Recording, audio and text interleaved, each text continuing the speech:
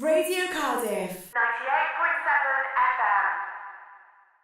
Good afternoon, you're listening to News, Views and Interviews on Radio Cardiff 98.7 FM. I'm Jane Morris. Now, following two previous sellout tours of the UK, a total sellout season at the Edinburgh Fringe Festival, and the release of his debut stand-up DVD, Reginald D Hunter Live, Reginald is setting out to tour the UK again this year with his own unique blend of humour in a brand new show, Reginald D Hunter in the Midst of Crackers. And we've got Reginald on the line with us now. Good afternoon. Good afternoon, ma'am. I'm going to have to tell the listeners that you're hopefully sitting or lying comfortably in your bed chatting to us right now. Yes, ma'am. Just, a mellow conversation. Ah, right, okay.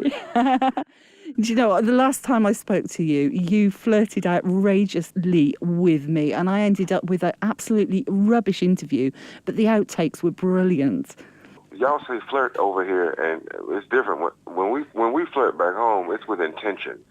And see, over here, y'all can flirt for any number of reasons other than intention.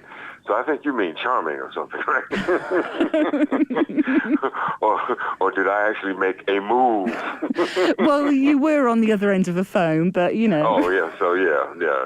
A bit difficult that way. Mm-hmm. Yeah, okay, well, yeah, so maybe we should look for another word. I probably would flirt with you if I saw you, but yeah, that would be a bold move, flirting sight unseen. Well, I'll leave it to your imagination. That's probably better, isn't it? No. See, that's just like somebody who's appreciated British romantic literature. British romantic literature has taught people that the best kind of love is the love you never have. That's rubbish, isn't it? I know. It's like, that's just true romance. It's like, I choose my duty over love. No, like, as if. I don't think real people do that, do they? I don't know, man. I think they used to, but I think they kind of went out of style. Definitely. Anyway, shall we do the business first? Yes, ma'am. Okay. Now, you're coming to St David's Hall on the 5th of October. That's very, very Yes, soon. Ma'am. Yes, Okay. Ma'am. So do you want to tell the listeners a little bit about the show, what they can expect? They can expect constant, relentless, intellectual, emotional, humorous, demon dog pressure. Okay. You going to make them laugh as well? Oh, that. Well, that's kind of the deal, ma'am. I have to make them laugh. The other stuff I just told you was extra. Oh, right. Oh, okay, then. So it's part of quite a big tour, though, isn't it? Yes, ma'am. It's a lot of gigs, but I mean, it only runs for about 2 more months. So it started sort of like, I think around May or June or something like that. And then we took it to Edinburgh. And so it's been a long tour, and of which there's been a break in between. But yeah, I feel kind of sad. It doesn't really feel like, 2 months doesn't feel long to me. Ah. So do you like getting out on the road and touring then, do you? I mean, I have times I love it more than others. I mean, I feel like I just started being funny again, like properly funny, like in the last 4 or 5 weeks. And it's like when you feel funny, you can't wait to get back out on the road. Mm-hmm. But when you don't feel funny, when you feel like you're just saying funny jokes, but you're not funny yourself, no, it gets harder and harder to leave the house. So basically, you're feeling it at the moment, so it'll be a good show. I mean, I got my silly back. You know what I mean? So it's like, yeah, let's take this baby out for a spin. Let's see what it do. I think the last time we spoke, you were bringing out your DVD, the live DVD. That was a couple of years ago now. I can't believe how fast time has gone by. Time seems to be spinning faster now. They say that what used to take a generation, take a half generation now. Things seem to be speeding up. But yes, ma'am, and I have a DVD coming out now. But I don't know. I know we're supposed to plug that kind of stuff, but I am rather just enjoying our chat. Okay, fair enough. So what do you fancy chatting about then? I don't know. I mean, and this is my presumption, and you correct me if I'm wrong, but I suspect I have fewer boundaries conversationally than you do. I get misperceived as controversial so much. So I try to let people lead conversations now. Okay, then. How about totally random, right? This has just popped into my head. I like this so far. Do you watch Strictly Come Dancing on the TV? Oh, I'm afraid not, ma'am. Oh, that's a shame. I was going to ask you if you could dance. Oh, well, those two subjects are unrelated. Well, they kind of are related because the program's about learning to dance. So I was just wondering if you could, you see. Oh, I mean, I can get. I do all right with music I like. I can shake my butt a little bit, but I have difficulty giving myself the music that my body doesn't approve of. So, what kind of music does your body approve of? I don't know how to tell you. Nothing comes to mind. I like stuff that's funky. I like stuff that is funky or soulful or truthful. And to me, it crosses genres. I mean, there are pop songs that get me out of my seat. There are R&B songs. There are rap songs. There are love songs. There are ballads.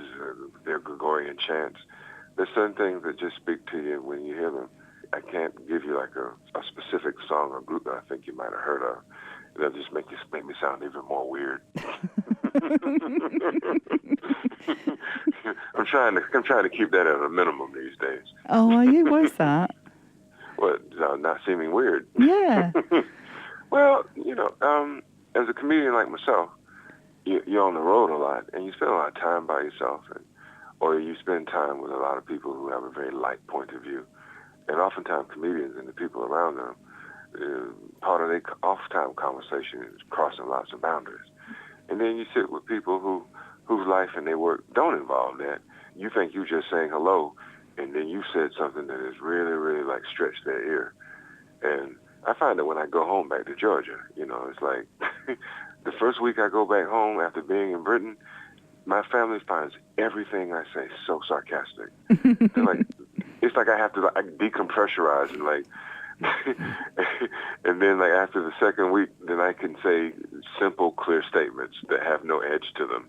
But it takes about a week for that to wash off. Yeah. You've been in the UK quite a while now. Are you picking up British ways? Oh, yes, ma'am, I suppose I am. Sometimes it gets pointed out to me when I'm back home. I don't see how I could be. I've been in Britain almost 15, 16 years gone by, so I would have to have picked up something, I reckon. Something I don't even realize, I suppose. Mm-hmm. Actually, I want to pick you up on something because it's something we do talk about quite a lot here on Radio Cardiff, and it does split opinions. When you do your stand-up, you do use the N-word quite a lot. The N-word. Mm-hmm. I'm not allowed to say it because this is going to go out in the daytime. Okay, then. All right, then. I'm glad you said that. That's a boundary I'm not going to cross then now. All right, but we're going to talk about it. We're just not going to use it as a word right now. Yeah. There are many people who dislike the use of that word. I have no defense of that. That's 1,000% true, man. I even know some black people who don't like the word. You obviously think it's okay to use it, or are you just using it for effect? No, I use it because it is okay to use it. When I use it, there are just as many people who like it or don't mind it as there are who dislike it. And despite the urgency of the people's emotions who dislike it, no one is physically injured or harmed. And it's just suffice to say that everyone has a preference. But in a world that has real racism that can get people locked up and cost lives, if you've been out of shape about my using that word, your life is probably better than you know. True. But then, like you mentioned, a lot of people have been hurt or lost their lives fighting racism. Right. And eradicating the use of that word will not do one iota for getting rid of racism. Real racism is a problem. The use of that word is about people's emotional discomfort. They both are significant, but they are not necessarily related. Have you had any problems with racism in the UK? I have ran into some racism. I mean, like, when I say racism, I mean, like, straight up in your face. Mm-hmm. No need to interpret it. Yeah, I've run into that maybe 2 or 3 times, but I have more often and more regularly run into what I call racialism. And just, racism is supposed to be hatred based on race, and racialism is just noticing we're different. And, I'm at a lot of situations where I'm around well-meaning, well-intending white people who may not have had much experience around people of color. And as is the case with an analytical society, they pointed out, I noticed you're black. Very good, very good. It's like, yes, I am. How is that for you? I mean, is it a problem? And if someone who's genuinely trying to phrase the question the best way they can, because they haven't had many reps at it. Like, for instance, a lot of the people who would find the use of the N-word squeamish, if they overheard some of these conversations, they might feel the same way. They'd be like, oh, my God, why would you talk to this person? Why would you speak to... But there's nothing horrible about it. When you look at the different connotations we have for words and different socialization and emotional interpretation, it's just amazing that human beings get on sometimes. It's like when I'm on stage and somebody might yell something from the stage, and depending on what part of the world I'm in, I can't always make out exactly what the word is the person's saying, but I can make out tone. And I can generally tell someone's tone is warm or affable or agreeing, or if it's, out to make trouble.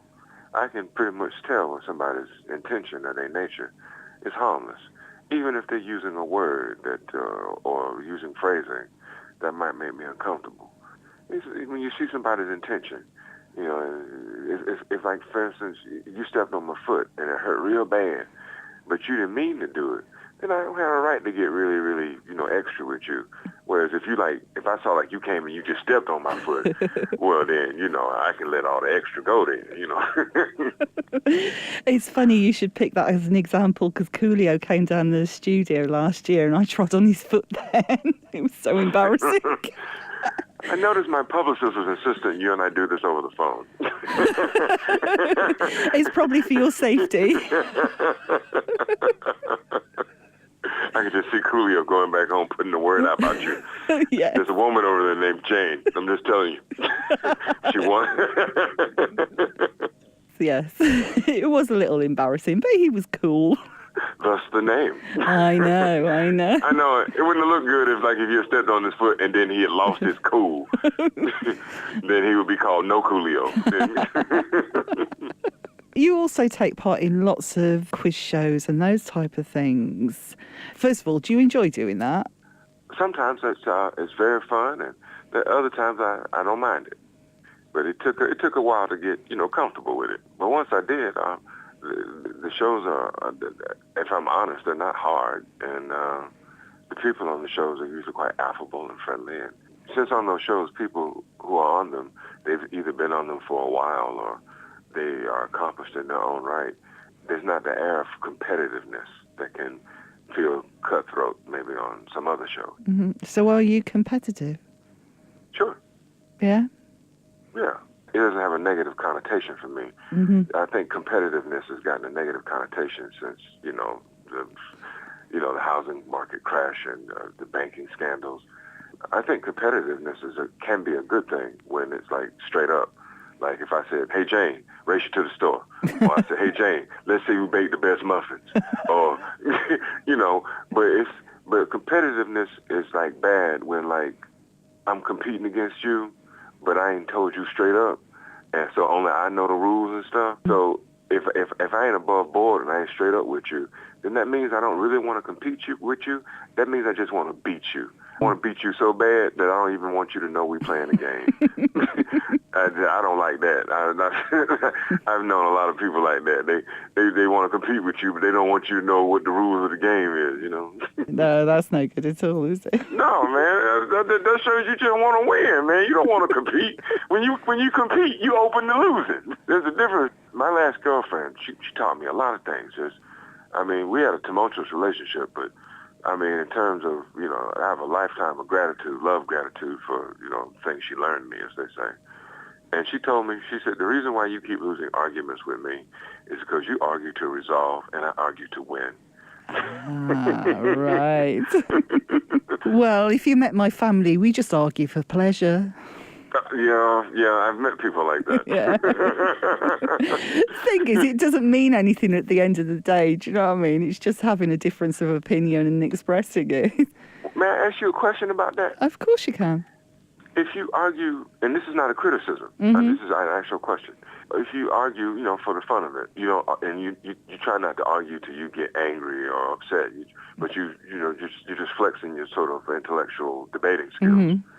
Then doesn't that mean, as a result, then you often choose harmless or inconsequential topics just so that you avoid making each other angry or tripping a wire or something like that? Well, we'll put it this way. If you come to a family party, you don't talk about politics or religion because that will just start everyone off. So Fair enough. Yeah. Wow, you actually dispatched that question in very few words. It's like you were Zorro. Yeah, sorry. I just had a picture of Antonio Banderas in my brain when you said that. You are a conversational swashbuckler, ma'am. Oh, thank you very much. I'll take that as a compliment. Yes, ma'am. Take everything as a compliment. You'll stay angry less of the time. So you've got this tour. It finishes the end of November. So what are you going to do after that? Well, I don't 100% know. It's going into December. And between now and then, there's no telling what gigs may be added because I'm not booked to do anything the rest of 2013. I stand down after that. I'm sure at some point I'll go home and visit the old man, and I'll probably spend Christmas there. And then after that, I'm not certain. I haven't even begun to consider when I start back to work in 2014. I hadn't even it's got 2 more months to get through. Yeah, true. So, I mean, when you say go back to work, what is an average day in the working life of Reginald D Hunter? Well, it's one of the reasons why I'm single at the moment. It's just that my life doesn't really have a particular routine. I mean, like, it has a routine for a certain period. Like, when I'm doing stand-up, particularly if I'm touring, then that has its own set of priorities, and it arranges your bedtime and what time you get up. But then when you're not doing that, I might be doing voiceover work, or I might be going through a period where I'm doing like TV work, or radio work, or I'm doing charity gigs, or if I'm not doing anything like that, then I'm writing, or I have to wash clothes, or talk to family members, or pay bills, or talk to lawyers or accountants, and so, and I'm a nighttime man by nature. It's like when you have to do business with daytime people, then often you have to meet them on their turf. I would like to speak to my lawyer at 2:30 in the morning. That's when I'm at my peak best, but he isn't. So, actually, if you had a lawyer in America, you could ring him at 2:30 from the UK, though, couldn't you? I suppose it would be more helpful if he lived like in LA as opposed to New York. Because in New York, he'd still be like, "Hey man, what the hell kind of time is this?" He would be less distant than a lawyer in the UK, but he still wouldn't be thrilled. For us mere mortals, we only see you like on TV shows, or when you're doing these big shows, tours and that, and on DVD. So I guess we imagine. And I think that's enough, isn't it? That's enough. Really. No one. I don't know anyone that needs to see me any more than that. No, but I guess we imagine that you have this wonderful, amazing lifestyle where everything's done for you. If you want something, you only have to click your fingers and it's there. Yes, that's exactly how it is, actually, yeah. Just everything's been easy. Just straight to the top. People just do stuff for me. Oh man, I can't wait to tell my family in Georgia this. They will piss themselves. They'll be like, no, we've made everything exceptionally hard for you, and I'll be like, yeah, I know. So, have you got anything that you really want to do that you haven't done yet? Yes. Yeah, nothing I would reveal here. It being a show that you can't say the N-word on, so I'm no. But then if I can't say the N-word, then you don't get to know my dreams. Oh, that's a shame. I know. That's very petulant, isn't it? It is a bit petulant. This will be going out at 1:00 lunchtime. Do you know what I mean? We can't use the N-word. I'm sorry. But I like being petulant though. I was never petulant until I came to Britain. I didn't even know what the word meant. Now I try to be petulant all the time. Well, I'm not going then. If I can't have what I want, then I'm not going. Oh man, it's one of my favorite new words, petulant. Yeah, it's a good word, isn't it? I know, yeah. Petulance was not as fun as I thought it was going to be. You cannot build a life on petulance. Me and my beloved, we shared a long life of petulance together. Ma'am, you make me very silly. I don't know what this is. But you're going to be laughing the whole time. There's a Canadian comedian named Ron Baudry, old school comic.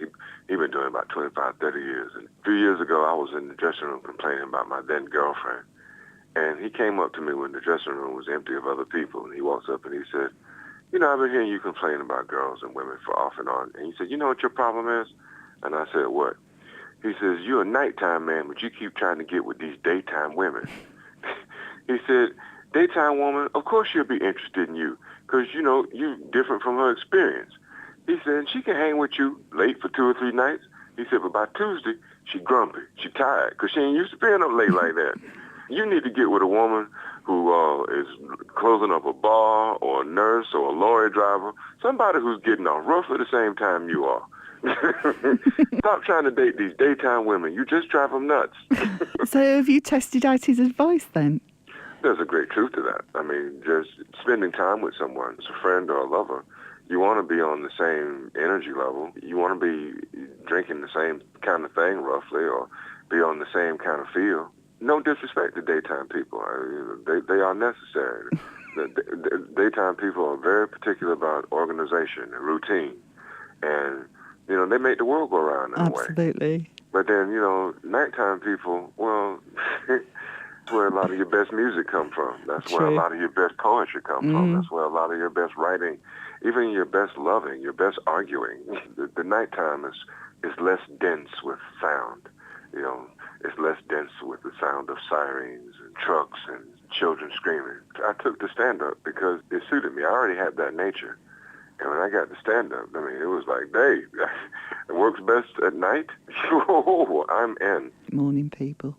You know, I can't stand those nighttime people. They just, oh, God. They just don't understand rules. I don't understand them. You explain them the rules over and over, and then they just do what they want. It's almost like they can't remember. They never want to do things in the morning. They never. Morning people, they look at nighttime people, they'd be like, how could you reject the sun? How could you reject that? There's nothing better than the morning sun. What sort of human are you to reject that? You disgust. They're like that. I look at how my body responds, and just my body seems to respond much more alertly, much more intuitively, much more interestedly as it gets darker. Mm-hmm. So maybe we should have scheduled this interview for 1 o'clock in the morning. Well, that would have been a very different interview. It would have been enjoyable, and your listeners, and I wouldn't have necessarily said the N-word, but yeah, I might have been slightly less aware of myself.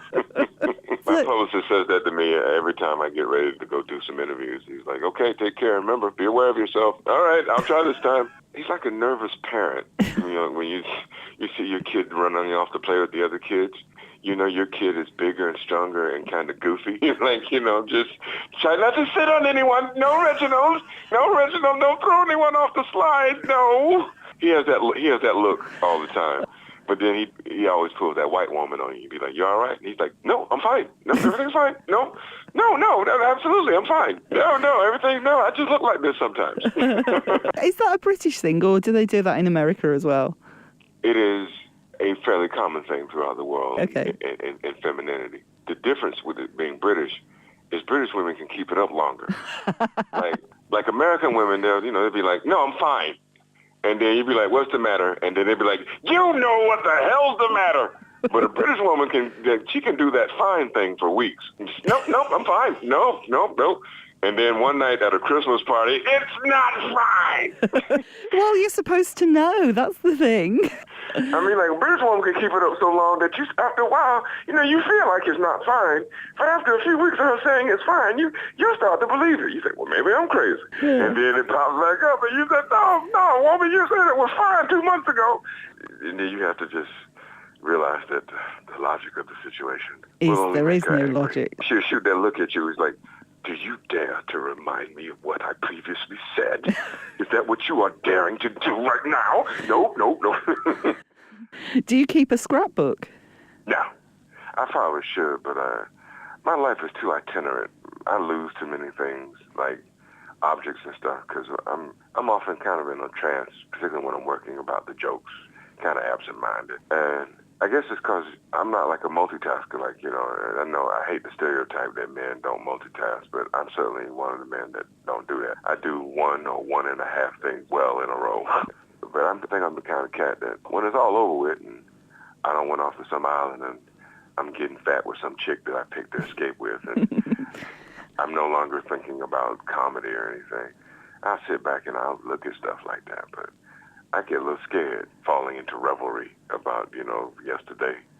I feel I want to run hard as long as I can, and when I'm done running hard, I want to sit down, and I want to sit down bold. Like, I'm done. Look at me getting fat with this woman on this tropical island. No, don't ask me to talk about comedy. I did that for 20 years. Do you know what? That sounds perfect. Oh, man. Some days I love stand-up comedy, and some days I feel like an ex-con who has one more big heist left in him. That's a movie reference, So, St David's Hall, October the 5th, you'll be down in Cardiff. Yeah. Well, thank you so much for speaking to us today. Yes, ma'am. Thank you for having the time. No problem. Bye-bye. Bye-bye. Radio Cardiff.